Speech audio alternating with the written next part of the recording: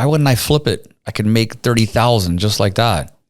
And my response is, sure, if you want a high paying job, then go ahead and do that. But I'm not investing. I'm not trying to create a high paying job for myself. I'm trying to create predictable, consistent, permanent growth. I'm thinking long term. I'm not just thinking temporary.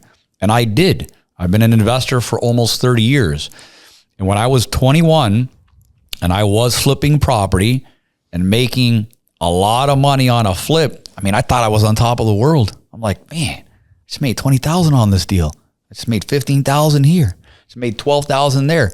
Wow, I really scored. I made 30,000 on this deal until the end of the year.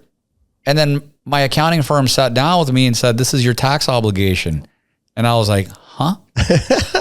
Now what? Yeah. I don't have that money? Of course, because he's in a house or he's in a construction right now or something. I already had spent it. Yeah. But I wasn't thinking long term. I was just thinking I'm making a lot of good money right now on the tax implications, or the long-term creation of wealth was not part of my formula whatsoever.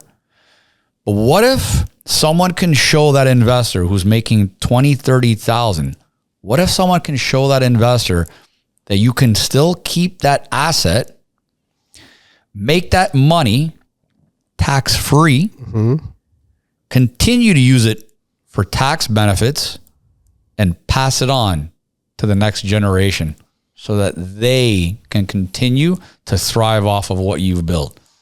I had not, when I was first starting off as an investor, I had not considered any of that stuff other than what's today and what's tomorrow going to look like, period.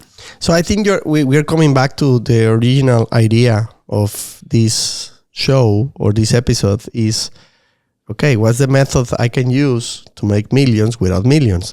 So I think the key word here is leverage. And leverage meaning not only in financing, but also in taxes. Because actually the tax system pretty much lends you money in order to reinvest. That's one thing, through depreciation. I think it's very important to make clear for whoever is watching or listening that the U.S. allows you to depreciate many of the assets, if not pretty much all of them, or almost all of them, in many cases in an accelerated way. And that way you save a lot of taxes by reinvesting the next year and the next year and the next year. And the second thing, the second leverage is what you said. I can refinance this asset and get tax-free money. So I think that leverage, I think, is very important to understand how it works in the U.S. How can I buy a $500,000 property without really putting $500,000 and make money, avoid taxes?